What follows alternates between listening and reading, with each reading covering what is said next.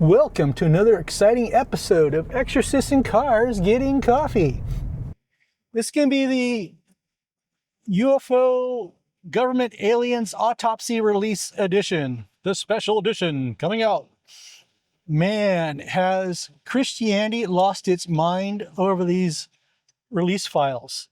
It's getting insane. All these experts are coming out. Pastors are having meetings to warn the Christians about what happens to this other life in the universe. What happens?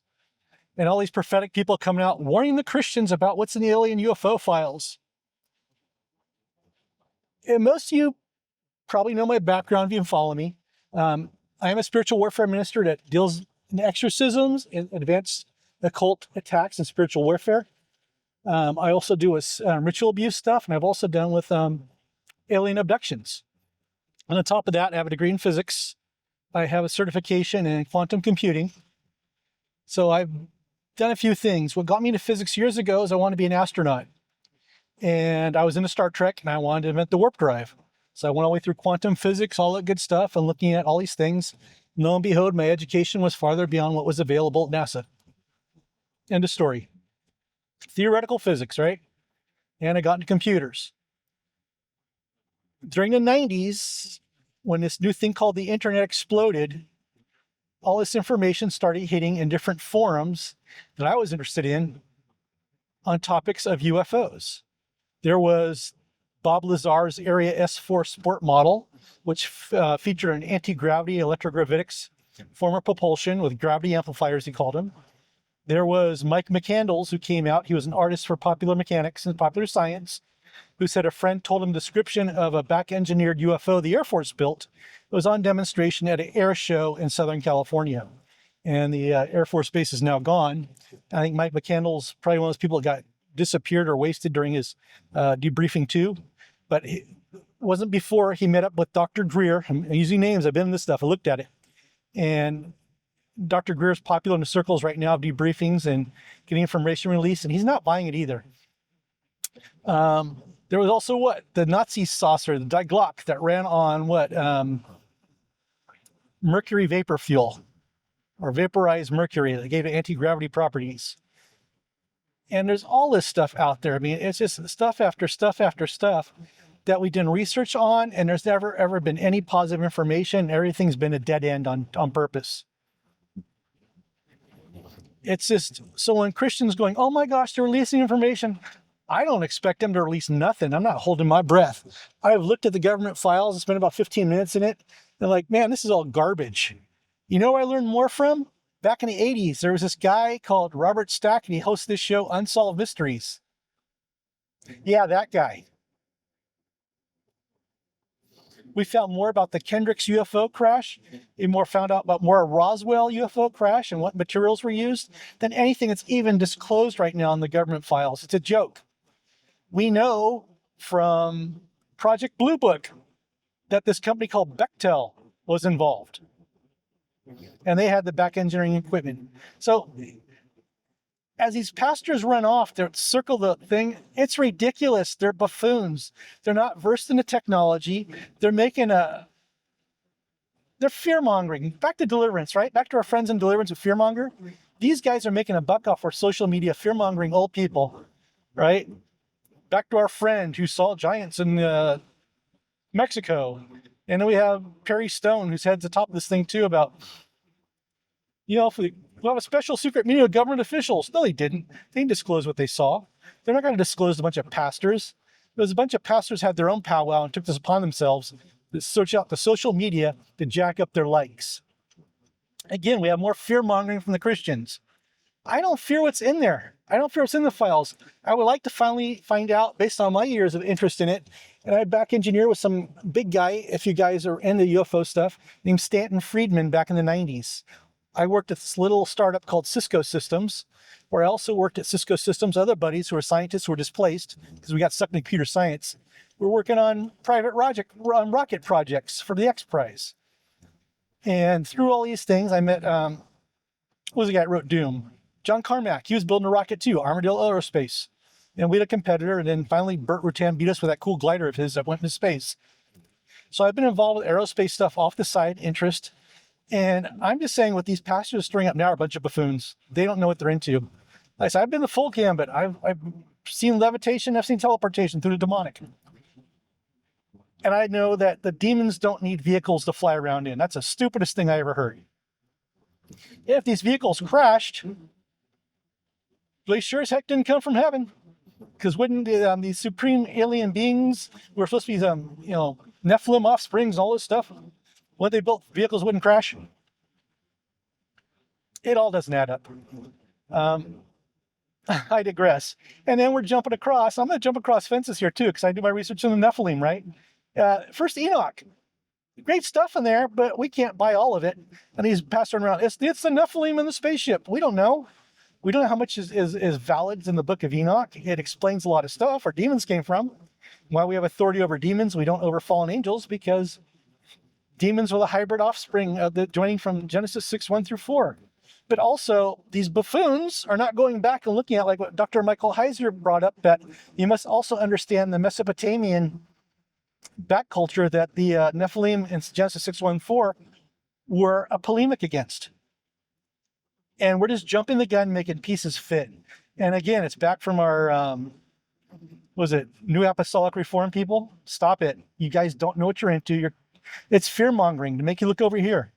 I have a feeling we're having UFO disclosures that's been going on for years now. Oh, we're going to release the Epstein files. Wait, we can't. Hey, we're going to release UFO files. Well, it's kind of cruddy what's in there. It's stuff we've already seen and stuff we've already seen from bad movies from the 70s, right? One of those movies, Eagle Productions. Remember, you used to go to, your parents would drop you off at the movie theater on Saturday matinees. We watched the Bigfoot movies. There was Eagle Productions like that and UFO movies. I saw better footage in these movies than we've seen released in the government files.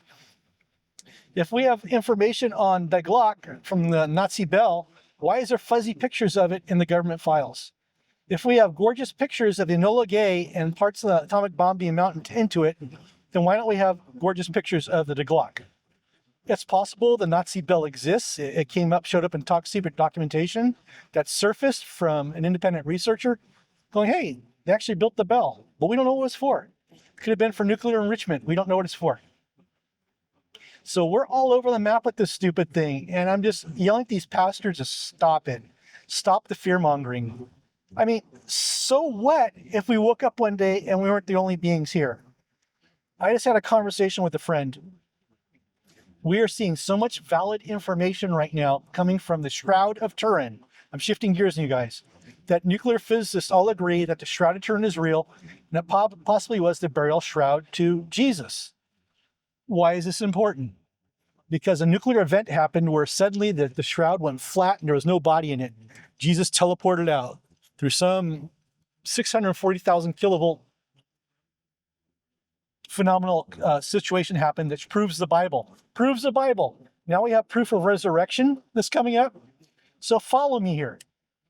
If the Bible's accurate and the Bible calls us as spiritual beings encased in flesh, we could still be different from any other creation God made out there. Our universe is huge. God didn't tell the people in Genesis who, hey, by the way, we need to have a quick course in astrophysics about 11.9 light years out the Zeti Reticuli star system. I also created life out there too. But they're not spiritual beings, they're just beings. So what? So what? That doesn't make us any different. Nothing changes. It's like, I think it's being fearmonger and driven by the ancient astronaut people that want us to believe that if there's life out there, Jesus didn't create any of it. So just, either way, I don't care right now. I don't care. I know Jesus is real and I'm following him because I have tangible evidence, more tangible evidence I got from UFO files. And if this stuff comes out, there's other races out there, who cares? Doesn't sway me about Jesus one bit. This hasn't. In fact, when they released the files, I waited about a day or two because I knew they were going to play games with us. And they did. They didn't release all the information. They lied. And it's going to happen back and forth. And you know what's really playing this game? Whoever's on the Epstein files. Remember on Pam Bondi? You have to follow politics, science. You follow me here? Stay awake. Pam Bondi got dismissed because she was playing both sides of the fence and wouldn't release the names of the Epstein files because she said it would bring down our government. I don't care. I don't care. If there's child pedophile Satanists that are harming children and doing rituals and sacrifices, I want those leaders brought down. I don't care if it brings down our government. And I think they know it. And so we're getting these games. I'm looking over at the UFOs. And look also behind all this stuff, how much anxiety is being pumped in the air. That's where the demonic spiritual warfare is at. There's anxiety. Oh my gosh, the MC files, we're not going to find out. Oh my gosh, the UFOs are real. And they're going to tell us Jesus isn't real. Oh my gosh, oh my gosh. They're jacking you up left and right and pulling out the rug each time we go over there. That's called satanic programming. That's how the satanic ritual abuse survivors get programmed. And now we're living it. They're doing it to us. That's what's going down. So if all you prophetic people out there in your YouTube channel, stop it. Stop it. You don't know from Adam. Literally. You don't know. Troy, you don't know. Stop it. Stop fear-mongering. Start building up the base in their faith where we know Jesus is real. So who cares what comes up next? If Jesus created life out there somewhere else, we weren't the only piece of Genesis. Genesis is not a science textbook. It was just telling us that Jesus created the universe, and he created the earth, and he created these spiritual beings called man, Adam. That's it. So there it is. I hope this kind of lifts off some stuff off you. I kind of find it weird that in the Exorcists and cars, we're talking about spiritual warfare and the naivety and the fear-mongering of, it's the same prophets, right? Same prophetic people. If you see them doing this fear-mongering, you can probably call them us false teachers, false prophets. There they are. But you heard from Mike. I'm interested in this stuff. I want to see the UFO stuff that's there. I want to go, dang, I want to figure out the math and stuff to it. God gave me a brain. So if it's real, it's not real, I don't care either way. But I am not holding my breath. They're going to release information. And there's several reasons why. One, they may just be jacking us up for mind control, which I believe that's the main answer right here. Or B, if there is alien information, alien technology that has it by Bechtel and Lockheed Martin and a couple others, they can't disclose it because it put them at a technological advantage to other corporations, which will bring lawsuits. So Mike's not over here holding his breath. I'm just going back, I'm at DEFCON 1. I didn't raise my bar any. If aliens come, I'm going to jack one of their ships, man, modify it, head for Federation space, get my cloaking device and photon torpedoes, right? Everything I learned on Star Trek. What if it's the Vulcans? What if they're altruistic, right? And they help us develop warp speed. Who knows? I'm not holding my breath anywhere. Everything's a what if. But the church and these pastors are treating it like it's real. It's a what if. What if, what if? All we got is blurry pictures and these little old documents from the 40s and 50s from the FBI saying they went and investigated some farmer seeing a UFO land in his backyard. That's all we got. That's all it's there.